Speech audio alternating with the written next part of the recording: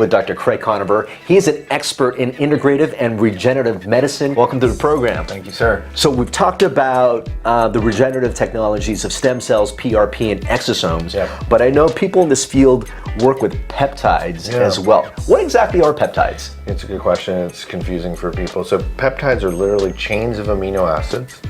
So they're put together in different, formulas, so to speak, and we're trying to do that to get them to do certain things. Majority of them are injectable. So the patient will inject themselves with this peptide. What's really nice about peptides is virtually no side effects. Virtually none that we've actually ever seen. So we use them in a variety of ways. The most common ones we use, I think, are the growth hormone releasing peptides. So this would be things such as ipamorelin, GHRP6, GHRP2, which is helping your body, your brain, specifically your pituitary, put out more growth hormone.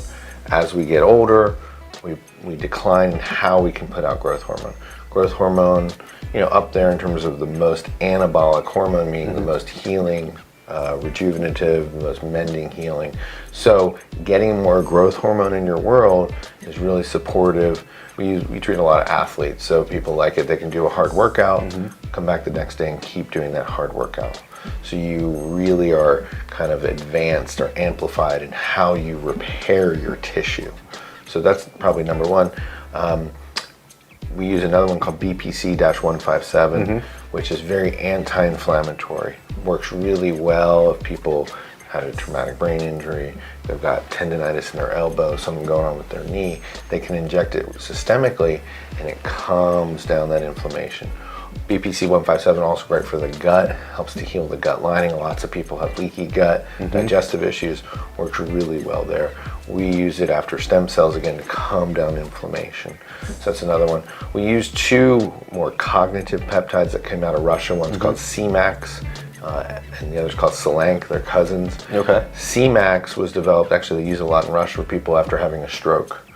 And it helps increase BDNF levels in the brain. BDNF is brain-derived neurotrophic factor, which is like miracle growth for the brain. Exactly. Kind of the juice that the neurons need.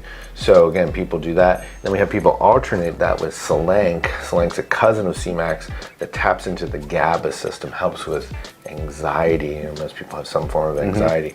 So we alternate those, and people feel really honed in, kind of cognitively very sharp. Works really well together. CMAX and Selank. So what we do is we alternate those. CMAX helps people kind of repair their nervous system. Selank helps with anxiety. Also really good for people with addiction issues. Helps to kind of help them get off medicine, helps them get off of any addictive substance, helps them sleep better. So we're going to try one called follistatin, which works like a myostatin inhibitor, helps with muscle growth, burning fat. That's a really good one. We use one called GHK-copper, which grew up in the wound healing field. It helps, you can use that, again, we use that after cosmetic procedures sometimes, or sometimes people just use it annually as kind of a, anti-aging molecule. There's another one like that called epitalin, which also people use once or twice a year. Seems to increase telomere length, so people are excited about that. So a lot of different modalities, a lot of different ways to use peptides. What I really like about them, super, super safe. Virtually no side effects.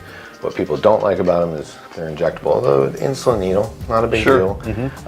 Some of them are twice a day. Some are once a day, so it's not terribly, difficult to administer. Where does somebody find a doctor in their community that does this stuff? It's a really good question. I had to fly to South Carolina. I used to refer people to, there's an organization called ACAM. I think it stands for American College for the Advancement in Medicine, acam.org, where a lot of like-minded physicians are members.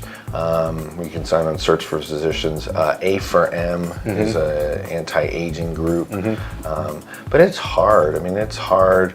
Most doctors are more pharmaceutically oriented and have that mindset of the only way to get better is through drugs. Which is, we disagree with. We think there's many other tools in the toolbox.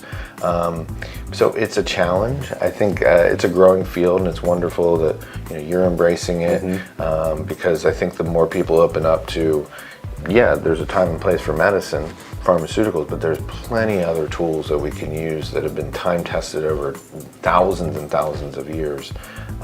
It's going to get better for everyone.